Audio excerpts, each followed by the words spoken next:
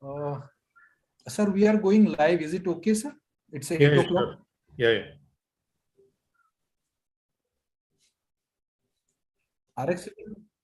RX event, please confirm to Dr. Sanket once we are live. So Dr. Sanket can start the program.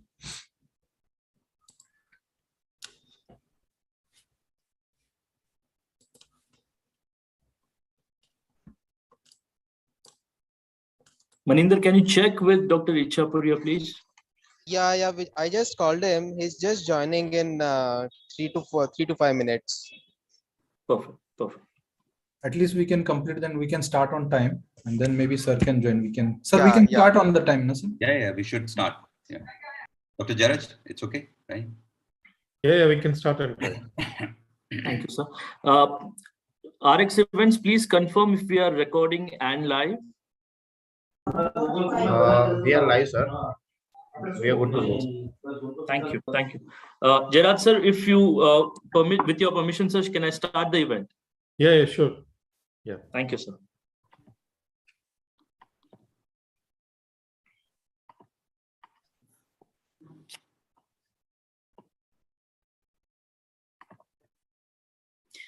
So good evening, everyone. I am Dr. Sanket Nibale, representing Medical Affairs at Emcure Pharmaceuticals. Today, we have gathered here for discussing on it and listening from the eminent speakers and eminent practitioners in neurology, stroke specialists, on the evolving global landscape in the management of acute ischemic stroke. We are witnessing a pandemic, and we are looking out. The entire healthcare system is looking out for directions for the best outcomes of their patients. So with that, I would like to invite our today's faculties. We have our esteemed moderator and speaker, Dr. Jairaj Pandian, sir. Sir is a principal and professor of neurology, Christian Medical College, Ludhiana, Punjab. Sir is a vice president, World Stroke Organization, president, Indian Stroke Association, chair of Asian Stroke Advisory Panel, awards and publications. He's a recipient of the Global Stroke Services Award 2020 by World Stroke Organization. He is the first Asian to receive this prestigious award. Congress co-chair, World Stroke Congress 2016 at Hyderabad, published widely on stroke thrombolysis, stroke systems of care, epidemiology, and rehabilitation in low and middle income countries. Publications total of 211, citations of 1,02,431 with an H index of 54 and I-10 index of 109. He is a national principal investigator for Indian Stroke Clinical Trial Network, and he has a special interest in stroke care services, stroke trials, and systems of care. Sir, we welcome you for the event. Thank you very much. We have Dr. Ichapuria, sir, who is our esteemed panelist. Sir is a director neurology at Sahyadri Hospital, Pune. He is the first neuro ICU, and he has started neuro-intensive care at Pune. He has been a pioneer in thrombolysis treatment for stroke in India, with more than 300 public lectures and workshops on stroke. He is a member of the Indian Stroke Association and organizing president of StrokeCon 2012, the organizing president of the ISA Stroke School. He is an ex-president of the Society of Neurosciences, Pune, and an ex-president of Maharashtra Academy of Neurology and founder of the Pune Stroke Group. He has been the principal investigator for multinational stroke trials like PERFORM, BG12, cortical venous thrombosis, BrainSkate, Interact2. Recently, he has been awarded as the health icon by the Times of India Group. Sir, we welcome you for the event. We have Dr. Gigi Kurtikulam, sir, who is an esteemed panelist, and he is the head of an interventional cardiologist, neurologist, Department of Neurology, Lakeshore Hospital, Kochi. He's the first interventional neurologist in Kerala. He has the association and membership of American Academy of Neurology, Society of Vascular and Interventional Neurology, USA, Neurology Society of India, Indian Academy of Neurology, Kerala Association of Neurologists, Interventional Neurology subsection in the Indian Academy of Neurology, Interventional Neurology subsection of the Indian Stroke Organization. Sir, we welcome you for the event. We have our esteemed panelist, Dr. Arvind Sharma, sir, who is Head Department of Neurology, Senior Consultant Neurologist, Stroke Specialist, and Neurosonologist at Zydus Hospitals, Ahmedabad. He is Honorary Associate Professor of Neurology at BJ Medical College and Civil Hospital, Ahmedabad. Secretary of the Indian Stroke Association, President of ANBAI, Gujarat. Founder, member, and treasurer, Society of Neurosonology, executive member of Academy of Neurologists of Ahmedabad. He is the executive member and treasurer of Indian Stroke Association 2018 to 2020. Publications in national and international journals in peer-reviewed scientific journals. He has won the Best Poster Award at AOCCN in April 2009 at Seoul, South Korea, McKinney Award at American Society of Neurology 2011 at US, Florida, Travel Award at Asia Pacific Stroke Conference 2012 in Tokyo, Japan, Travel Award at European Stroke Organization 2018 at Gothenburg, Sweden. Sir, we welcome you for the event. Now, I would like to hand over the session to our speaker, Dr. Jairaj Pandian, sir. Over to you, sir. Yeah, thank you, Dr. Sanket Nevale. And I'll just share my slides.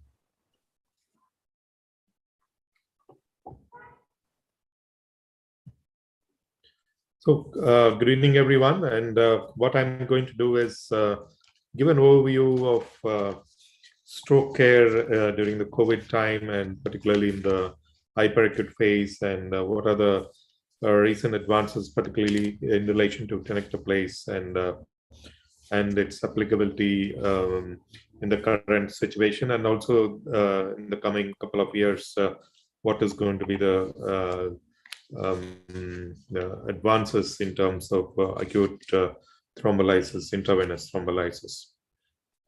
So stroke statistics, we know that low and middle income countries has a very high incidence of stroke, and based on the many GBD data, there is a 40% decline in stroke in high income countries. However, there's almost 100% increase in stroke incidence in LMICs. The stroke prevalence in India, it ranges from 147 to 922, and incidence is between 119 to 205 per 1 lakh population.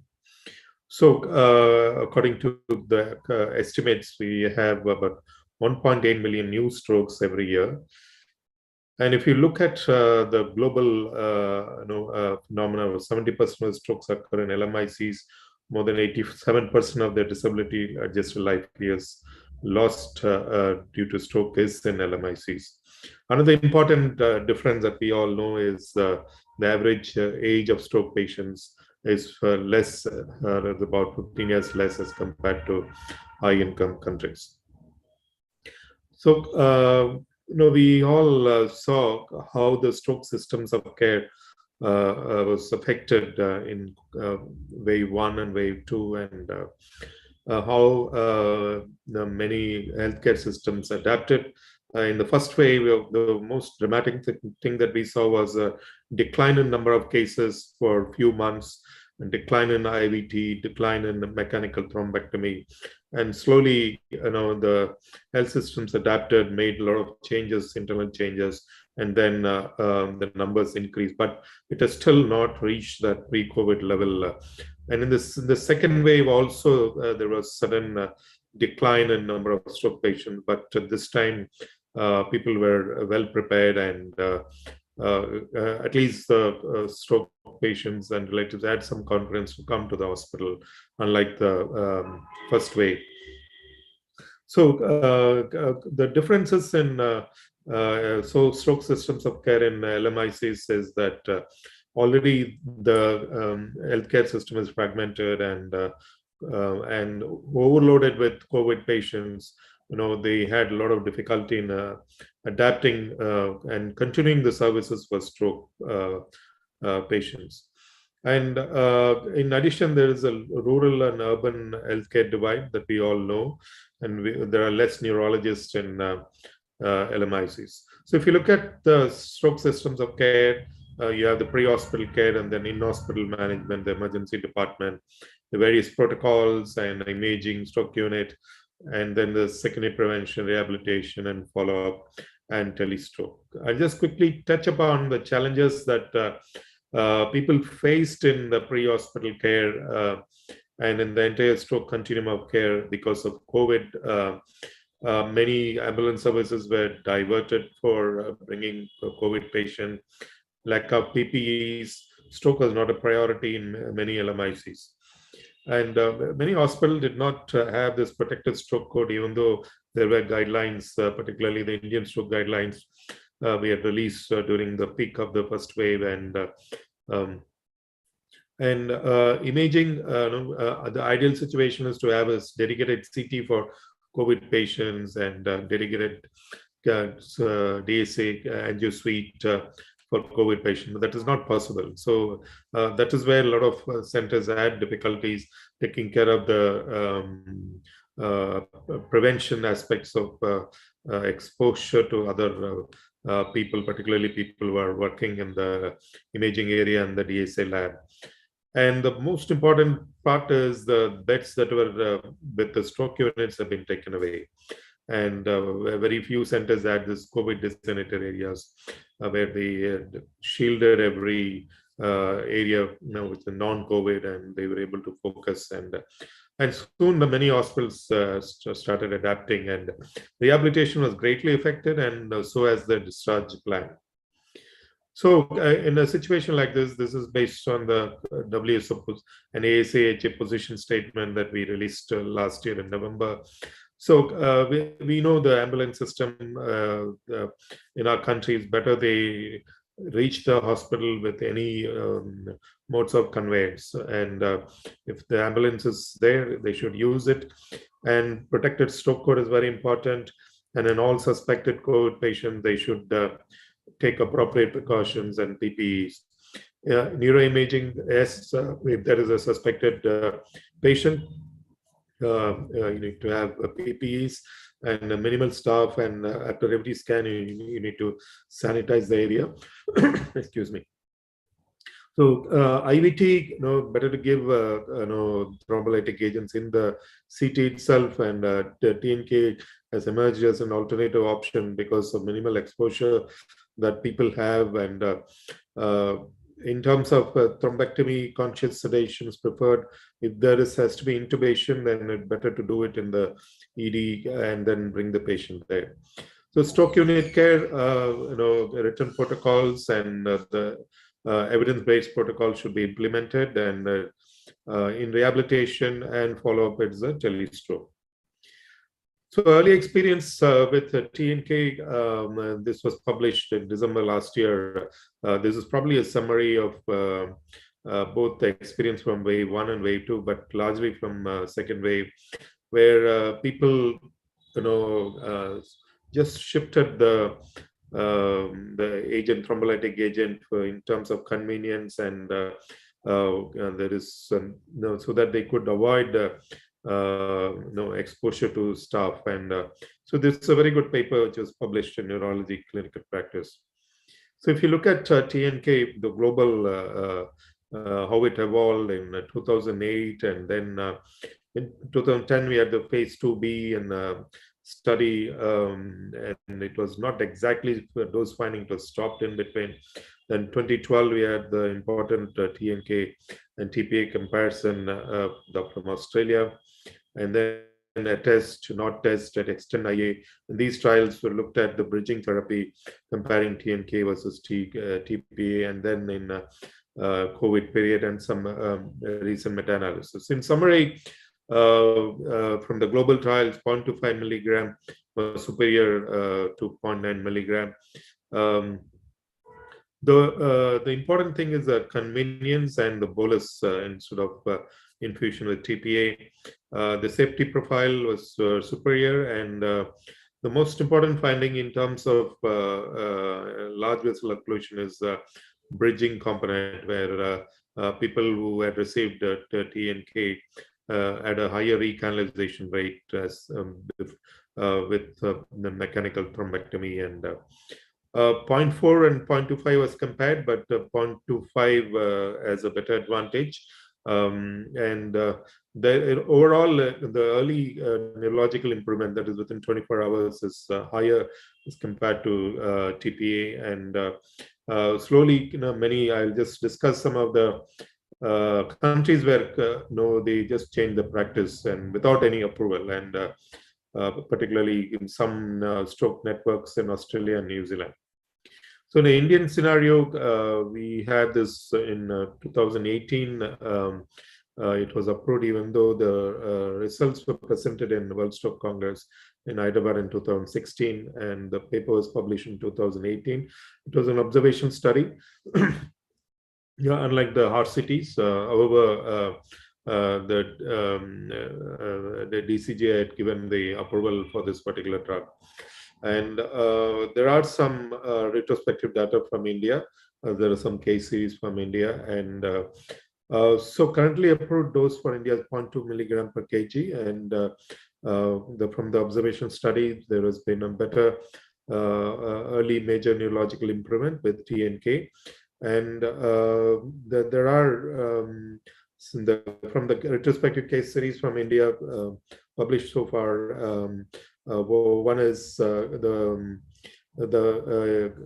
improvement, the functional outcome is almost similar. The hemorrhage rates are lower, and the cost is lower. And the recent ones, the Green Journal paper, the neurology clinical practice I mentioned, and how they, even though the FDA is not approved in the US, but they switched practice. And one article on Get With the Guidelines recently published, and which shows a good proportion of stroke patients in US itself, they don't receive thrombolysis. And so that cohort could be an important cohort, whether at least TNK can be given or not. And the WSAHA is a position statement on COVID, which was published end of last year, and there are some papers from the IAC. So the in summary, I think that the Get With the Guidelines is here. Get With the Guidelines is a large quality program in US, and all the hospitals enroll themselves, and based on the quality performance indicators, they are rated, the hospitals are rated, and awards are given, and certification is given. And so the large data of about 39,000 stroke patients, and about almost close to 40% of these patients did not receive thrombolysis. And what happened to them? And you can look at here discharge location. About 44% of them were discharged home, and the rest were in nursing home or rehabilitation. The mortality rate was high, and readmission rate was high in this particular cohort.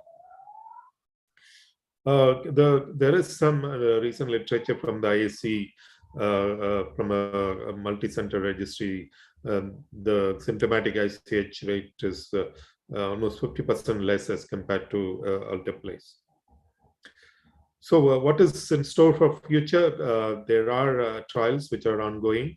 I would just highlight some of the important trials, the TASE-2, TEST-2, and the Canadian study should be ready, I think, maybe in the coming ESOC, or maybe in the next year IAC. And so these studies are looking at different categories of patients, the bridging therapy, then directly, comparing as a registry trial in Canada, in looking at 0.25 versus placebo from 4.5 to 24 hours. And so I think by middle of 23, most of these trials would have been completed, and in the year 23 or end of 22, we would have a clear direction how we are going to head. And so, in summary, the Director of Health Services and the guidelines they have published, TNK is indicated approved between 0 to 3 hours and 3 to 4.5 hours TPA. In other guidelines, and even though the level of evidence is lower, 0.25 is recommended. It is reasonable, and 0.4 has not been proven superior or non-inferior to alteplase, but can be considered as an alternative. But however, the European stroke guidelines currently recommends only for bridging therapy to use TNK. So with that, I'll conclude, and I will open up for a discussion. Maybe before I address an individual question, I would ask Dr. all the panelists to give their views, and then probably I will take up, I'll address some individual questions. So Dr. Gigi, just I want to know, can you tell us in a few bullet points, what is your experience with TNK? Thank you, Jaraj. I see Tenectase as we have one more device or one more drug which is available with us along with alteplase to treat acute ischemic stroke. So it is found to be at least equally effective as alteplase. In our experience, especially I do interventions also, one of the distinct advantages it can be given as a bolus, especially when a patient needs to be, a large vessel occlusion patient needs to be transferred from another center. It is much more easier to give as a bolus injection and then immediately transfer the patient to the higher center. One of the problems with a prolonged injection, 1 hour infusion, is naturally it will have to wait till that infusion is over. Transporting the patient or transferring the patient while the infusion is on becomes difficult. The bystanders are like, why not we wait till the infusion is over, then we'll see. All those delays are happening. So as far as from an interventional point of view, the patients with a large vessel occlusion, a bolus injection is definitely a distinct advantage. I don't see it as a competition, but we have one more drug to treat acute ischemic stroke. It can be, and it is as effective as the other drug. That is the main advantage which I see. Yeah, Dr. Gigi, thank you very much. And Dr. Arvind, can you share your experience? Yeah. No, thank you, Dr. Jaraj. And I endorse Dr. Gigi's point, right? So alternative should always be there for the one drug which has proven for the effective for the treatment from so long, since 1995. So if we found this drug, and it's definitely, if in the bridging is very effective, and there are a lot of trials which are coming in, as you've showed those the chart which have showed all the trials, the timeless, and definitely we are discussing with Andrew about it in one of the Castle program. And answer will be, I think, 2022 in the ISC next, or before that in the World Stroke Organization, they will present their results. So we are waiting for that. So only thing that we should also match the doses, right? The doses which are discrepancies there, that is the only question which arises. 0.4 definitely not seen very effective. It is the 0.25, and the Indian drug which has been used is 0.2. So it is very near to it, right? So I think more can be emphasized by Dr. Ichapuria. Yeah. Thank you, Dr. Ichapuria. Thanks for joining, and I would like your comments about your. Thank you, Dr. Jairaj. Yeah. I think most of the points have been covered very well.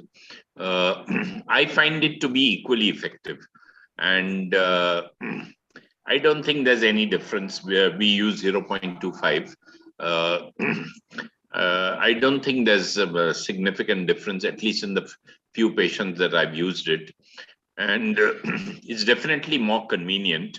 It has the advantage of the bolus only. So that's a distinct advantage. And the cost in our setting, because it's a biosimilar drug, is also less. So it has quite a few advantages. over Alteplase.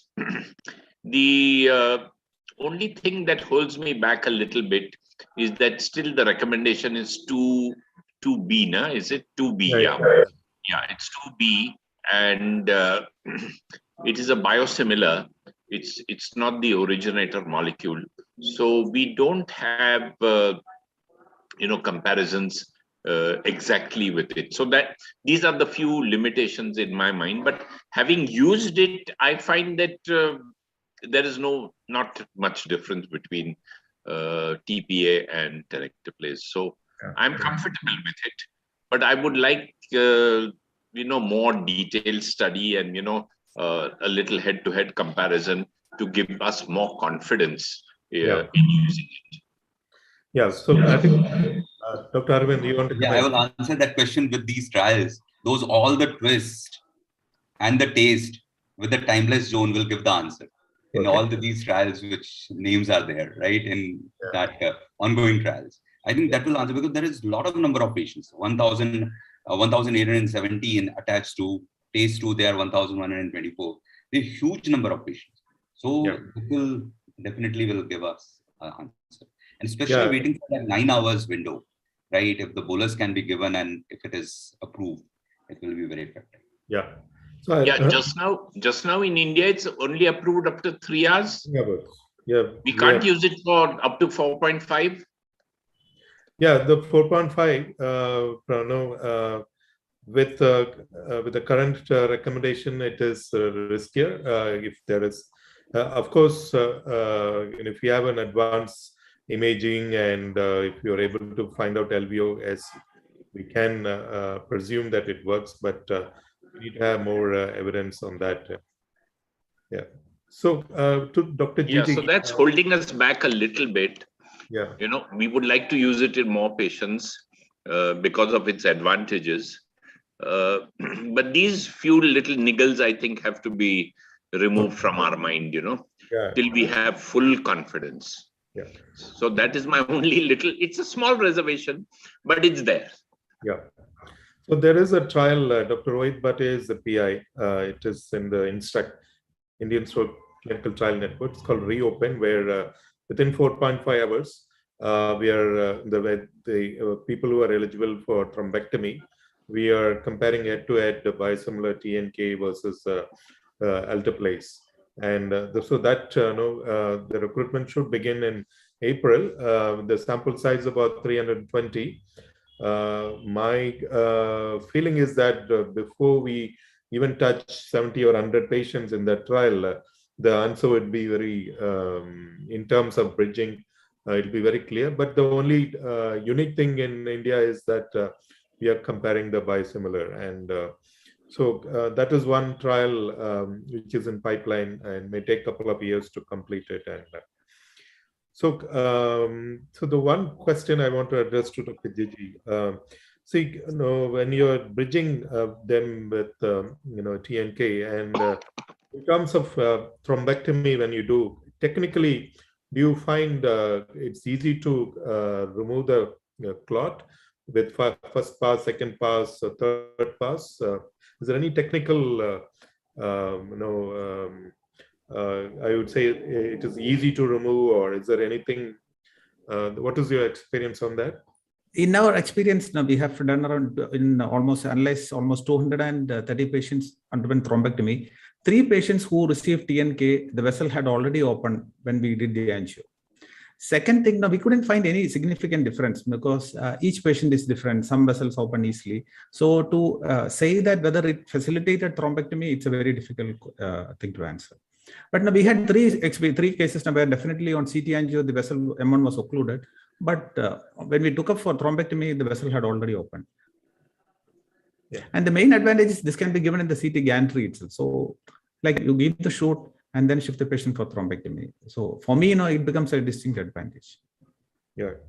So we had one of our patients recently, young lady, and they were just deciding for thrombectomy, and finally they agreed for thrombolysis, and so we gave TNK, and then later on they agreed for thrombectomy. And with suction itself, it just came out, and we didn't use the stent retriever. And so, this is just a one single case experience, but that's what I was interested, whether there's any technical challenges and issues if you face with when you do bridging as compared to alteplase. And no, already that study has come now where after thrombectomy you give intra-arterial small dose of alteplase, the outcome seems to be much better. Yeah. So there are a lot of trials to be done with tenectase also, especially a small dose of tenectase after thrombectomy, before thrombectomy. All those needs to be evaluated. So that is immediately after you remove the clot and then give the drug. Give a small dose of thrombolytic, so that all the small vessels which are not opened by thrombectomy will open. Okay. How much dose, Gigi? How much dose would you give? 20 milligram. 20. So that is you've already trial. given. No. That is with alteplase. TNK it has not been. No, I know. But for alteplase, you've already given 0.9. And then on top of that, you would give 20. No, the problem is most of the time when we take up for thrombectomy, the alteplase wouldn't be over. It's a 1 hour infusion. Yeah. So start the infusion. Yeah, but by the time you finish, it will be over, no? By the time you finish. No, so it is a small trial which has come. It is not a random. I know that you posted that trial also. Yeah, right. But I just wanted to know what dose you would use, because I'm a little scared. I understood. Should we use 5, 10, 20? How much should we use? But we have not tried it. I'm just referring to that trial. Yeah. Arvind, you are muted. Yeah, you muted. For our interventionist, if he sometimes 24/7 they are not, and it is a large vessel. And so we always give bolus, and he never denies it, and take it for the intervention. So alteplase is given bolus, and he takes for the intervention. Yeah. So there's another important aspect of TNK is, we just touched upon the current recommendation from the Government of India, Ministry of Health and Family Welfare is 3 hours, and when many centers have advanced imaging and like the extending beyond 3 hours, we just touched upon. But if there is an eligible patient and affordability and other issues are there, not ready for thrombectomy, in a situation like this, Dr. Arvind, would you consider giving TNK? Yeah, you're muted. So you are talking about 3 hours, right? No, beyond 3 hours with advanced imaging. Yeah. See, Dr. Jairaj, it's a question which comes. So there are two things, that this drug is being used, and off-label is used a lot in India, and even many people have used more than me. And what in the groups when we discuss about the scientific evidence, what they get in their experience is really huge, and they benefited. But the only concern, even for the alteplase, is for the 9 hours, you should be very guarded about using it. When you are seeing by the flare, you take a wake-up study or the extend study where you have used by using the flare and diffusion mismatch, or you are doing a perfusion, right? If there is a mismatch, definitely the recommendation, most of them are the alteplase has been used. And as the tenectase is a promising drug, it will come. It is taking time, just like thrombectomy, which was at 2015, before that, where all the trials were like this. But I'm expecting it in the future trials. This is a promising drug right from the beginning, and it will be approved. What is my gut feeling says about it? Yeah, thank you. So Dr. Ichaporia, what do you feel? Yeah. Actually, there's no difference between the two. At least from what we have seen, there's no difference.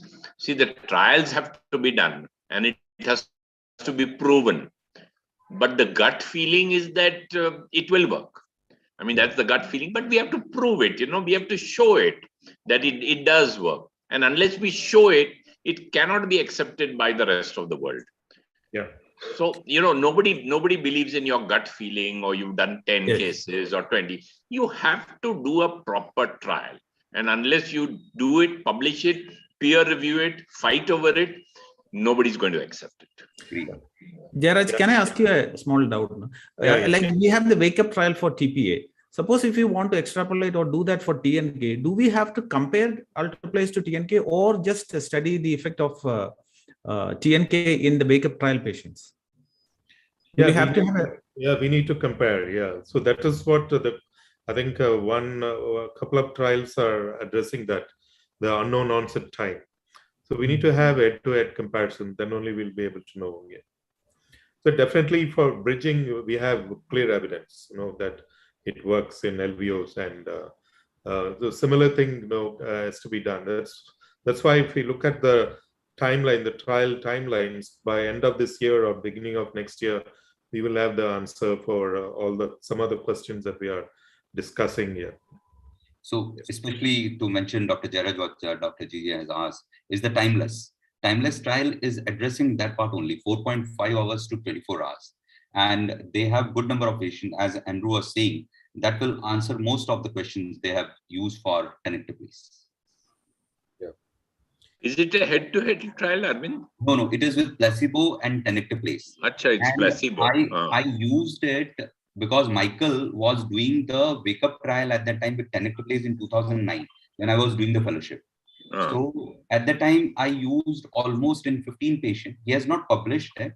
He has only published the initial part, right? Then something about the funding happened, but used in 15 patients in wake-up. And results were good at that time. 0.25 was used.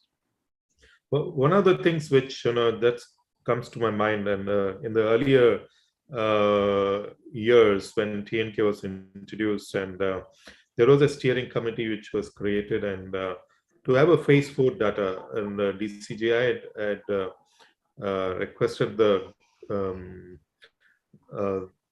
company to come up with a phase 4 data. So that is a very crucial information, and I remember people started collecting information. The centers that were doing or using the TNK, there was a registry sort of thing that was happening, but I'm not sure. That is going to be a very good information, and if you are able to catch hold of that phase 4 data, and that will be, I think we would have crossed close to 5,000, 6,000 in the country. That was the number which was given by DGCI even to collect that data for all the centers. They wanted 2,000 patient phase 4 data. Yeah, phase 4. Phase 4. That will be huge if India do that. They can be the master to tell the world about it. Yeah. So now before all the other countries come up by this year, we would have huge data. That is good. The prospective observational data, phase 4 data, and so I am not sure. I had encouraged few people. Sir, it was 1,000 patient data. So we have already started. We have already started. Because of COVID, we have slightly slowed down, but it will be completed. So we have completed maybe 60-70%, whatever the requirement. So that will be once done, it will be submitted to the DCGI. So it is ongoing, sir. Yeah. So if we are able to complete that, and that will be a very good information, our own Indian data, large data. Yeah, so there are a couple of other questions. Maybe one question, after that we will see whether we have any interesting questions from the audience. And so one is the use of telestroke. A lot of us during the COVID, we have done different ways of contacting patients, being in touch with the patients, and including a stroke. In terms of telestroke and thrombolysis, I just want to know your experience, and maybe you can start with Dr. Gigi. Yeah, my experience in telestroke is very limited, so I don't think I'll be able to comment much on that. Yeah. Because in most of the centers in and around our place, we have neurologists, so the scope for telestroke is much. In Kerala, it's much less. So anybody else? No, Aravind?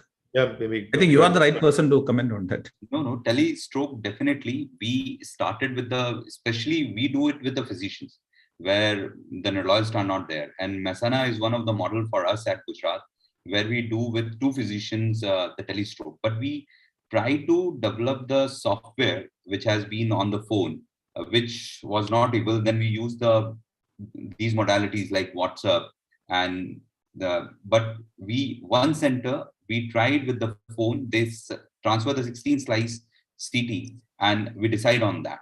And the main concern for physician is what? The radiologist is not giving the report, right? It's still telestroke there. They have the problem of this. Once you consent them and you write a prescription and send it to them, please normalize this patient, then they started doing it. And we regularly do it with physicians. And it is a wonderful thing, right? It is not only the thrombolysis part, even if they are doing the NIHS there are limitations in NIHS. And if you find to ship the patient by the airway corrections and the things which they say that what to do, the main question is, suppose they don't thrombolize there. And if the NIHS is more than 20, it's going to be most probably LBO, right? And they don't have a CT scan and we don't know its hemorrhage is there. So you can ask them to control the blood pressure and it is within the window, they can send the patient to us. So that is also, televise is very important to maintain few things, which they are sometimes in concern that to be used or not. We put in one of the CSCs, the labetalol and the drugs which are not there in those areas. Those are very important because when patient come to you, these factors matter, right? A super hyperglycemia, 500 sugar, 600 sugar, and the blood pressure 240, 150, 140. That is very detrimental every minute. We only talk about thrombolysis and thrombectomy. That is also important on the telestroke part. Yeah. Dr. Chappariak, you have any experience? Yeah. We are using telestroke, of course, even internally. Now, I cannot be in the hospital all the time. So, we have our residents also. And we are using, if you can call that telestroke, it is in a way telestroke. But of course, outreach is very important. And there are a number of physicians. There are not so many neurologists. And what I really feel, if we want to take the stroke care ahead, we will have to train physicians. We cannot have so many neurologists. And even among the neurologists, we find that less than half are doing thrombolysis. So that is something, we must think about. So we must develop confidence in them. They are a little scared, they are a little diffident of doing it. So if there are experts around and who have done, experts, by experts, I mean people who have done many, and they can advise younger neurologists to take it up. And even physicians, I would say, encourage physicians to do it. And this really can give an explosion to stroke care in our country. And my only little concern is that what is the legal status of telestroke in our country? Is it the responsibility of the treating doctor, or is it the responsibility of the expert sitting and giving advice on telestroke? So where is the chain of control and how? So that is a little, always that worries me sometimes, who is really responsible for the patient? The treating doctor or the telestroker? After the gadget, 25th March 2020, when the telemedicine was approved, right, in the gadget. So the advice, who is giving the advice is responsible. That is the person giving the advice is also responsible part for that treatment, what he is advising. Right? Oh. Right? That is important. But Arvind Jairaj, there was some high court order that you should not give advice on WhatsApp. And you should not give. I mean, that really scared me, because all the time we are giving advice on WhatsApp, and so that was this the point has to be little clarified, huh? The telemedicine rules, everything has come in place now. What sir was mentioning is before that. Now, just when the COVID started, the government of India published the telemedicine guidelines where it can be. Yeah. So no, I was not aware. Thank you so much for enlightening me on that. So it is the responsibility of both, huh? Final, what is the answer? It's the responsibility of both. Yeah, I think it's the responsibility of both, and there are clear guidelines the government of India has given, even for Okay, I better read those guidelines. Telestroke also. Recently with the NCDPR Bangalore, Dr. Padma was the chair of that committee, and they released the telestroke guidelines. So things are in place, and maybe it's not the typical telestroke where you have the app and different portals and you don't need that. You don't need that. Why do you need all that? I mean, keep it simple, no? Yeah, so there are some apps available, like we developed with ICMR support, and we are about to launch it, and then the COVID came, and so there's a lot of disruption. Dr. Dheeraj Khurana is for Chandigarh. Himachal Pradesh, with that urban spoke model, Dr. Padma developed. That particular group has created an app where they can identify the government stroke-ready hospitals in the app, and so they are also using. And there is another group which has come up with proper telestroke portal, and they are planning to do a cluster RCT. So that is at a large scale in different states, and so definitely, telestroke, not only during the COVID time, but also in other times when there are no neurologists. And so I'll just share our experience with Northeast India, where the ICMR has funded 2 MSUs in Tezpur and Dibrugarh.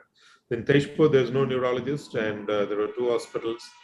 One hospital is affiliated to us, and another is at Tezpur Medical College Hospital, which is government. And through MSU deployment, we were able to streamline the stroke care, and they are getting calls for MSUs, but most of the patients are intracerebral hemorrhage. There are high rates of ICH there. But what we found was the thrombolysis rate has increased as compared to the pre-MSU time when we collected the baseline data. And after deployment of MSU, the thrombolysis rate in the hospital, in these 2 hospitals, it jumped to 3.5%, which is country average is about 2.5 to 3%. And and there the telestroke is built in. So they consult me, and I see the scans and advise them. And so as all of us agree that we need to really empower the physicians. Dr. Choparia, you have done very well in your region, where the physicians are doing enormous amount of work in stroke care, and that is the way forward. Many of our ISA members and past presidents have really worked in this area and developed models for our country. And so now we have about 10 minutes left, and I just want to see if there are any questions from audience.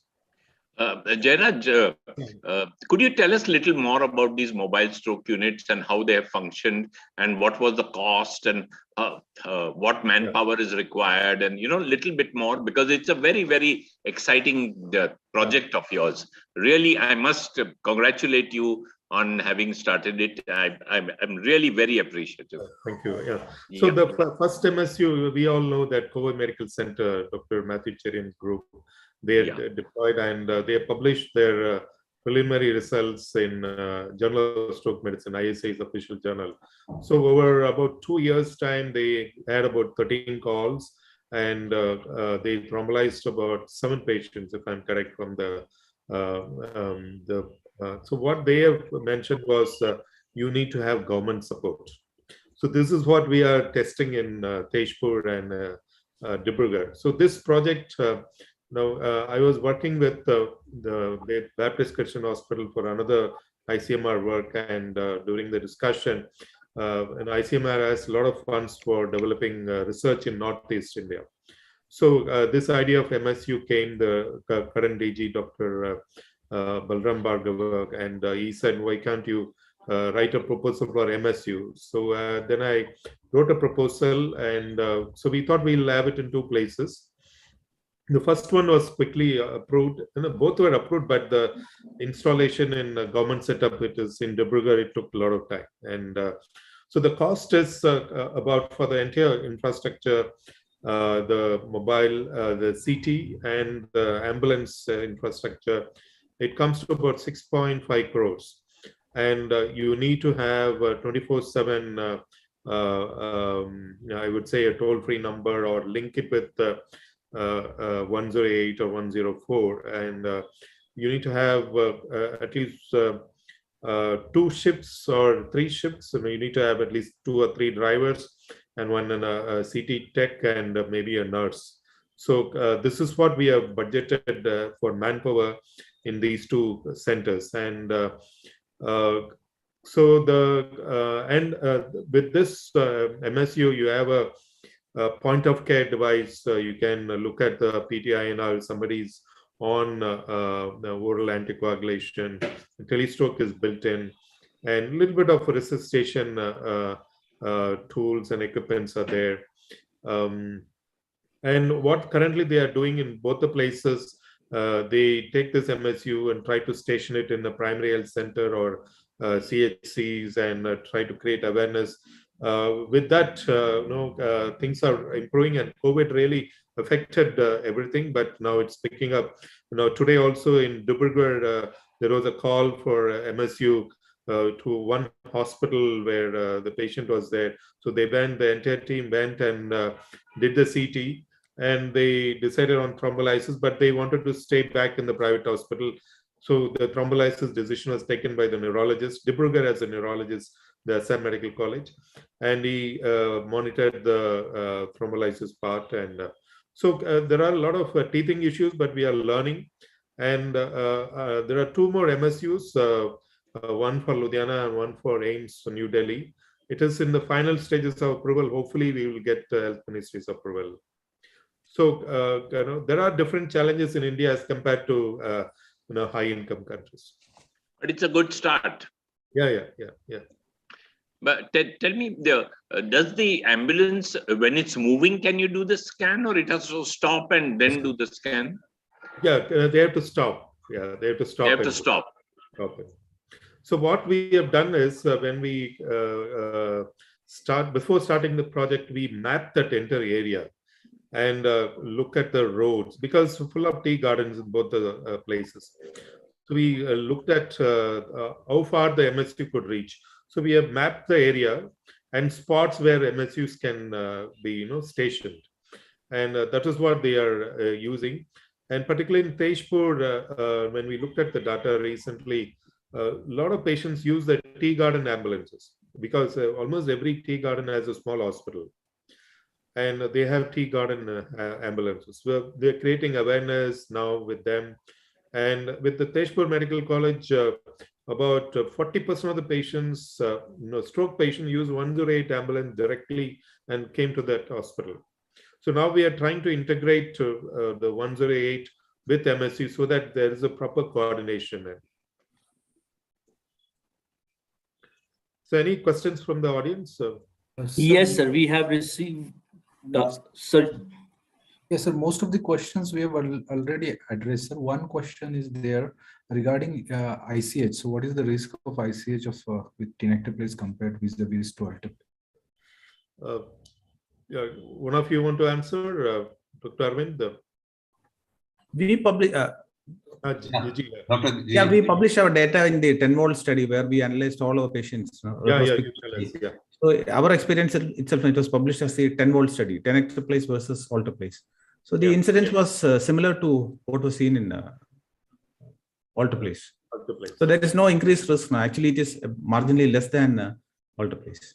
Yeah, I think Dr. Arvind, Yeah, my feeling is stop comparing it. Yeah. Produce your own results, right? Tenectase, the way all the trials are coming, when it initially comes as a drug to be, there are antibiotics, right, they are used for the similar indication. So why not in stroke? We are waiting for a second drug, desmoterplase. I remember the trials, the DIAS. So different trials for different drugs. So alternative has to come, right? So if we do there is no need of head-to-head comparison when the drug is working, right? Yeah, there are case series where the hemorrhage rates are lower. It's close to about 1.5 or 2% as compared to Alteplase. And I just reviewed 2 important papers. One from Australia, they had one regional stroke network. They even though it is not approved in Australia, but they started using for convenience purpose, and New Zealand also. So the rates are comparable, and in that way, it's probably slightly lesser than alteplase, but it's comparable. And I don't know, I have not got hold of that ISC paper, which shows there is 50% detection from a large registry data. I've not read that abstract completely, but so I think more and more data is evolving, and by beginning of 23 or middle of 23, everything will be very clear. And any other questions? Yeah. So there is a long history of a patient. I don't think so we will be able to take the history and the answer. But there's one important point come out of that history is that how can we, what is the caution one should exercise if the patient is already receiving antiplatelets while administering tenectase? Yeah. So Dr. Chapuri, you want to address? Yeah. Single antiplatelet, not increase risk of ICH. Dual antiplatelet, slightly increased risk, but it's not a contraindication. Yeah. You can use it. Anticoagulants, if the patient is on VKS, that is warfarin or acetrom, if the INR is equal to or less than 1.7, you can use it. For NOACs, it's a little difficult. It depends on the time when the last dose was taken, the renal function. And if the patient is on dabigatran, you may be able to reverse it with the antidote and then give it. So these are the general principles. Yeah. Now, many times, unfortunately, we find that when the patient is transferred, he's given low molecular weight heparin and then transferred. And he's actually in the window period.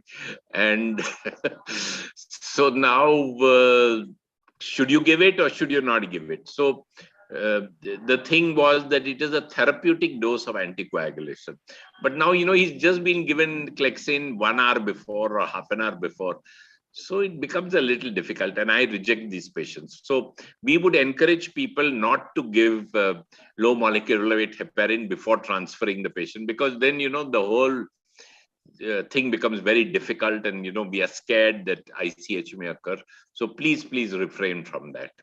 But otherwise, what I have told you about the drugs, I think stands. Yeah, thank you. That's it, sir. There's no further question. No more. Yeah, I think we have covered a lot, and maybe I will go around and ask the panelists the final comments. One message, take-home message from all of you, and then I'll summarize and then hand over to the organizers. So I will start with Dr. Arvind. One take-home message. So thank you, Dr. Jairaj, for moderating it, and thank you, Emcure, for brought this topic of tenectase. So every drug has this time. This drug will also have its time. So we are waiting for the good results, and it is a good, promising drug, and we want to use it more and more, looking for more data. Yeah, thank you. Dr. Chaporia. Yeah, I would say that use whichever drug you're comfortable with. Both are equally good. See, the data is yet to come out. Okay. But as far as we know, both are good. Whichever you are comfortable with, use. Tenectase is also good. All these limitations are there, 3 hours and 4.5 hours. But I think it's okay up to 4.5 hours also. This is off the record, but this is what is written. It's only 3 hours, and it should be only given by a neurologist. Now that is also, we want stroke physicians to give it. So why should it be given only by a neurologist? So these things maybe the company can work on and make it more easy, make thrombolysis more easy for everyone. Less contraindications, less of 3 hours, 3.5 hours. It confuses everyone. So make it simple. That is my request. Yeah, thank you. Dr. JG. Yeah, till 1996, we had only a tablet of aspirin which was effective. 1996, we got TPA. 2015, we got TNK in addition. Then we have mechanical thrombectomy also. So we have more, and initially we had only an AK-47. Now we have more methods now by which the vessel can be opened. So we become more empowered in treating patients with stroke. So that's the way I see it. So we need better drugs, better techniques, better devices, so that these unfortunate patients will benefit from this. Yeah, thank you. So I'll just summarize. Thank you very much. We had a lovely discussion, and definitely in India currently, up to 3 hours it has been approved, and more data is in pipeline. And I think by, as I mentioned earlier, that by 23, we will have a clear answer, and more and more patients will benefit. And so with that, I'll conclude, and I'll hand over to Dr. Sanket Nivale and Dr. Onkar Swami. Thank you, sir. Thank you. I'll thank Jairaj sir for your expert and excellent moderation. I thank our panelists, Dr. Icha Puria, Dr. Arvind sir, and Dr. Gigi sir for their expert comments. I believe the journey of Tenectase has started long, from the global landscape to the Indian landscape to the now coming the studies with from the times of to 3.5 hours to now. It might, as we see in the WSO as well, up to 9 hours and so. So I think the ongoing trials will open up more, or rather increase the confidence of the prescribers for the molecule Tenectase, and more people would be able to get thrombolyzed on an earlier scale and have better outcomes. With that note, sir, probably in the coming future, we meet again for another exciting session when new evidences would come out and a new experience sharing would take place. So until then, I thank each and every one of you for sparing your time for the meeting. Thank you all. Thank you. Thank you. Thank you. Yeah. Thank you. Bye. Sir, Ichapuri, sir. Yeah, one point which I wanted to know. Suppose if you use a dedicated platform for telestroke, documentation is much better. Like, all the details are stored in that dedicated platform. The problem with using WhatsApp is, you don't have a backup of that. So, or you should specifically backup if there's the video should be recorded, should be stored, all the communication should be stored. The advantage of having a dedicated telestroke platform, like an app, or everything gets recorded. Especially the video of the patient is very. So what we usually do is we ask the other hospital to take a video of the patient and send it through WhatsApp, and we save that video. And the conversation also, we try to keep it as a record.